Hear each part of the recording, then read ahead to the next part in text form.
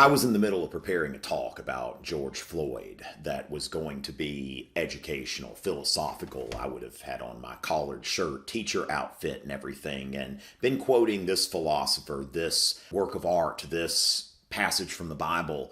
And I found something that disturbed me. Now, I don't want to minimize the problems of police brutality or racism or any of these things that led to the really shocking and unnecessary death of George Floyd that requires justice. But what I saw as I was looking through and reading articles, I saw that George Floyd, during the COVID-19 lockdowns in Minnesota, he had a job as a security guard at a restaurant and lost his job because of Minnesota's COVID-19 stay-at-home order, because of the extensive lockdowns that we've seen across the United States, where the government has just decided the best thing to do is going to be to step into the marketplace and tell people, you can work, you can't work. And overwhelmingly, the people who can work are people who look like me, people who have resumes like me, people who have been to college, have white collar jobs, people who are educators and in business and, have the privilege of being able to work from home. I have lost very little money off of this COVID-19 crisis. I'm lucky to be a teacher. I'm lucky to have a business on the side that's online, but what about other people who aren't so fortunate? What about people who do not have as much privilege, people whose jobs require them to actually report to work?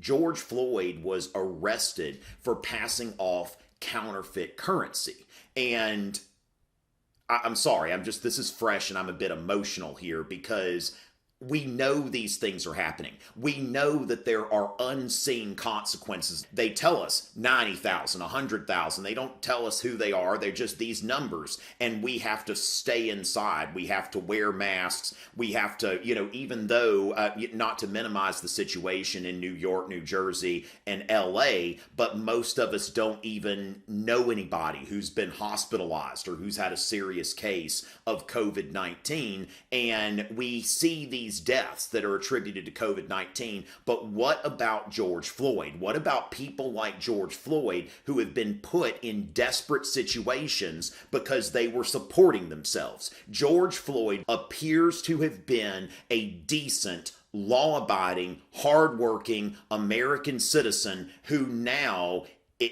was humiliated. Had a knee on his neck for 8 minutes for trying to pass off counterfeit currency. And of course, the justice system needs to deal with Derek Chauvin. The justice system needs to deal with his accomplices. But we also need to think about, what about the fundamental right that every American has, that every human being should have, the right to life, liberty, and the pursuit of happiness. The pursuit of happiness meaning that you can go to work, you can support yourself, you don't have to pay for food with counterfeit currency because your own government steps in and says, you can't work.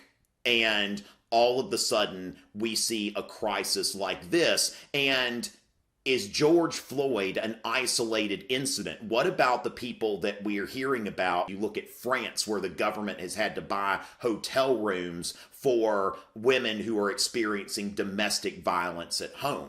That when we think about what is best for everyone, generally freedom is going to be best for everyone. That's why we have freedom in the first place, because we believe that freedom is going to work much more often than it isn't going to work. And I look at this death and I really do want to make this video to give this talk that I was preparing about George Floyd. But I think that we also need to think about, on one hand, we've got the 100,000 deaths that are attributed directly to COVID-19, but we also need to think about lives like George's that mattered. Okay, lives of regular people who are being affected, who are not free to support themselves because of actions, not even of their legislature, not even of their elected representatives who make laws, but by the decision of one individual who decides that all of these people who do not have the privilege of white-collar telework cannot work and have to fend for themselves and have to come up with ways to get food. And for people who have given up on the idea of freedom, we need to think about this and the unseen consequences. The 100,000, those are seen, those are clearly visible. But when government steps in to try to mitigate that number, there are the unseen consequences. And George Floyd needs to be an example here of the unseen consequences and of what happens when people are told, you can't work, you can't support yourself. Again, that is not to minimize any of the other societal factors, but it's something that we need to begin having a serious discussion about what happens when we say who can work and who can't work, and who are these people who are being told that they can work and they can still draw income. If you own a large business, you can even get money from the government to pay your employees. George Floyd just had to counterfeit currency in order to pay for food. A decent, hard-working human being and citizen of the United States of America who was denied basic human rights and human dignity, but the first of those being the denial of the right to work. I would say one of the most basic human rights, the right to support yourself and the right to be a free and independent human being. Rest in peace, George Floyd.